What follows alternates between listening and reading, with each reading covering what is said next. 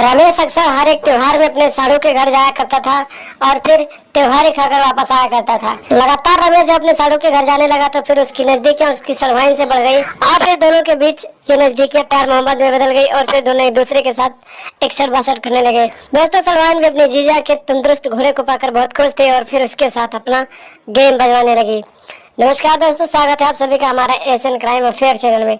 दोस्तों, Asian crime affair channel को आप सभी लोग सब्सक्राइब कीजिए, वीडियो को लाइक कीजिए और वीडियो को ढेर सारा शेयर भी कीजिए। दोस्तों रमेश की शादी अभी कुछ ही दिन पहले हुई थी और फिर उसकी शादी के जस्ट बाद लगभग 2-3 महीने बाद उसके एक सड़वाइन थे, उसकी भी शादी हो गई थी। दोस्तों, रमेश आए दिन किसी भी त्योहार में उसका जो साड़ू था उसको बुलाता रहता था और उसके घर वो त्योहार ही खाने जाता रहता था। दोस्तों, रमेश लगातार अपने साड़ू के घर जाता रहता था तो इसी बीच उसकी नजदीकियां उसकी सड़वाइन से बढ़ गई और फिर साड़ू और सड़वाइन की जो नजदीकियां थी प्यार मोहब्बत में बदल गई और फिर दोनों एक दूसरे के साथ एक दूसरे की जिस्म की प्यास को बुझाने लगे और एक दूसरे के साथ 61-62 वाला गेम खेलने लगे। जब एक बार जीजा ने अपनी सड़वाइन का गेम बजाया तो फिर उसके तंदुरुस्त घोड़े को देखकर सड़वाइन की नीयत बिगड़ गई और फिर सड़वाइन ने अपने जीजा से कहा कि जीजा जी, रोज अपने घोड़े की घुड़सवारी मुझे कराया करो क्योंकि तुम्हारा घोड़ा बहुत ही मोटा और लंबा और तंदुरुस्त घोड़ा है।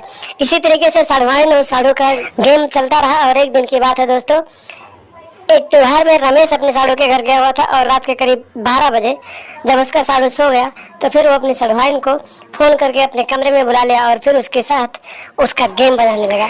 दोस्तों, अभी साड़ू ने 2 ही शॉट लगाया था कि तभी उसके साड़ू की नींद खुल गई और फिर वो अपनी पत्नी को खोजने लगा और खोजते खोजते अपने साड़ू के कमरे में पहुंच गया और फिर उसने देखा कि उसका साड़ू अपनी सड़वाइन को घोड़ी के स्टाइल में बजा रहा था। इतना नजारा देखने के बाद साड़ू को बहुत गुस्सा आया और फिर वो अपने साड़ू से झगड़ा करने लगा और देखते ही देखते दोस्तों रमेश ने अपने साड़ू का गला दबा दिया और मौके पर ही उसके साड़ू की मौत हो गई और रात को ही अपनी सड़वाइन को लेकर फरार हो गया। दोस्तों, जब सुबह हुई लोगों को जानकारी मिली, लोगों ने इसकी जानकारी पुलिस को दी और पुलिस मौके पर पहुंची। पुलिस ने लाश को कब्जे में लिया और पोस्टमार्टम के लिए भेज दिया और फिर साड़ू और सड़वाइन की तलाश करने लगी। फिलहाल दोस्तों अभी भी पुलिस साड़ू और सड़वाइन की तलाश कर रही है।